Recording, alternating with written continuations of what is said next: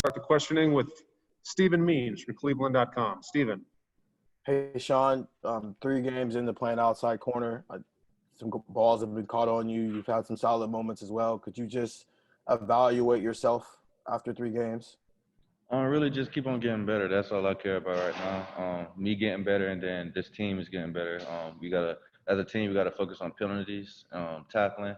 That's sometimes on the defense side of the ball. Offense side of the ball is penalties. But right now, all I care about is just the team getting better, and we just keep on getting better and progress. Sometimes wide receivers are going to catch balls. I mean, they make plays too, just like you guys.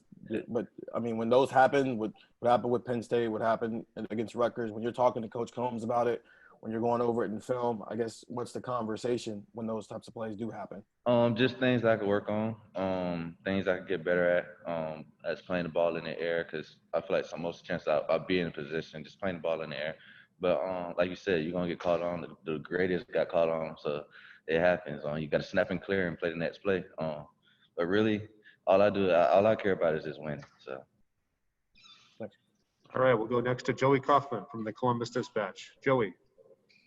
Shaun, when you were making the transition from slot to outside corner this offseason, what were some of the things you did to help yourself kind of learn the position? Just what kind of have you found to be the biggest challenge? Biggest challenge is probably the distance from the ball. Everything is definitely farther, especially from that field side. But really what I've been doing, I've just been going back from last year, watching Jeff and Damien, and just trying to take some things that they did last year to this year. And that's really, I still learn from Coach Combs, learn from even 7 people that have been playing outside corner more than me. So just taking it day by day and just keep on learning and progressing. You mentioned the length of you're further away. Does that kind of, I guess, result in the ball's in the air longer than? Yeah, the ball's definitely air longer. In the boundary, the ball come out a little bit quicker, and it's a closer throw. But like in a slot, it always was a closer throw because you're closer, unless it's a high fade. So, but really just learning every day. At the end of the day, that's why I came back, is to learn and get better. All right, we'll go next to Bill Landis from The Athletic. Bill. Hey, Shaun, could you just walk me through your thought process, I guess, when the ball's in the air and you are in good position, how you decide, whether or not you might try to go for an interception or just try to play through the ball and make sure you get a PBU? So these last games, I've definitely been trying to go for an interception, but I've been watching my film, just watching myself. Sometimes I just need to go for the PBU, just break the ball up, and that's what I've been noticing. Sometimes I just feel like I've been trying to go for the interceptions too much sometimes, but that's what happens when you sometimes get greedy. But at the end of the day, really, it's just my body position and how I jump my body when I'm jumping. Sometimes I'm jumping back, so learning how to jumping into the guy instead of jumping back for the ball. So just getting better and working at it. Thanks. We'll go next to Doug Lamarice, Cleveland.com. Doug. Shaun, I feel like we're kind of all asking you the same questions here, but I think what we're trying to get at is a high-level player. How are you evaluating yourself? Like I think we're trying to get in the film room with you a little bit. So I just wanted to ask you about, I think it was a touchdown to the tight end against Rutgers. It looked like you were there with him. Maybe he kind of wound up in your area. That play, I think it's a little bit what you're talking about, ball in the air, how you play it. Could you just tell us how you evaluated yourself on that play? Because we're trying to evaluate it here from the outside, but you're the expert. Like what was that play like, and what did you maybe learn from that play, or what did you do well or not do well on that specific play? So with that play, I could have just broke the ball up because I was there. But if you see when I jump, I faded back. When I jumped, I went back. Like my body took me back instead of jumping kind of into the player. We would both fight over the ball. Like we both kind of had the ball, and he was a tight end, so tight ends are stronger than DB, so eventually they're going to probably take the ball away from you. But I still jump back. If I jump into him, it distracts him. I hit him. We both made body contact. We didn't make no body contact. We both just had like hand contact on the ball. So instead of jumping back, jumping into the play. And so that's one of those things. You're a high-level player, but you're seeing things from yourself of, hey, this is something that I can work on next time I'm out there. Maybe I'll adjust and do something a little different. Yeah, and at the end of the day, all corners have something to work on, from the Jalen Ramseys to the Marshons to everybody. Everybody still has something to work on. You're never perfect at corner, and that's just impossible. So. Thank you, Shaun. All right, we'll go next to Austin Ward from Letterman Row. Austin. Shaun, I know you just talked about this, how much you want to learn and that you're trying to get better every week. Have any of these plays in the last couple of weeks, have you been disappointed in yourself as your confidence flagged at all? Like, what has been the mental way that you've handled it the last couple of weeks? More disappointment, no lack of confidence. You're gonna be disappointed when you want to be great. So at the end of the day, I'm always gonna be disappointed. Even when I have a good game, I'm gonna know one play that y'all probably don't see that I know that I could have done better at. So all that, I just want to get better, and that's all I care about. Me getting better and this team getting better. Thanks, Shaun. All righty, next up, Dan Hope, 11 Warriors. Dan. You mentioned that all you care about is wins, but is it hard when you came back for this year to play outside cornerback to not think about how you're being evaluated game in and game out? No, because I evaluate myself.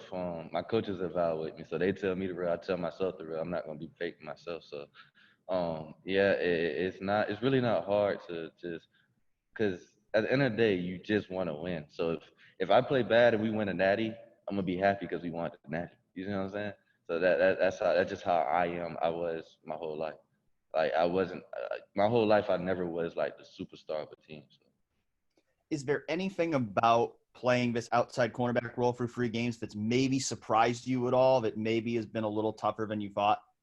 Yeah, there's been some surprises. Just like I said, the vision part.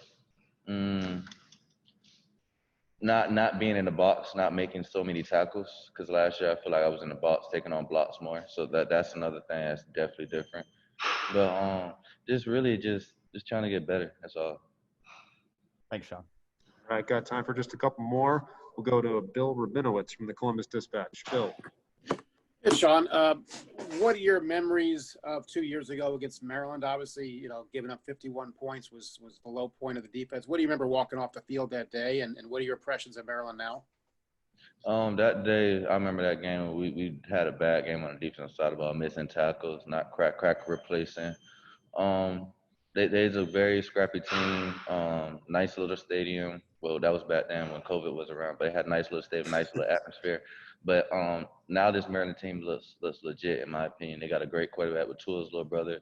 Got 5 outstanding receivers on the outside, and they definitely get the yards after catch. They get a lot of it. So that's what we got to make sure we tackle if they do catch the ball. So really, we just got to take practice by practice, because they're gonna do what they do. We gotta do what they do. And then when we meet, the talent's gonna equate, and we gotta go what we do in practice. So, I mean, you approach every opponent with a lot of respect, I know, but are you looking at these guys like, hey, these guys are really legit. We better absolutely be on our A game?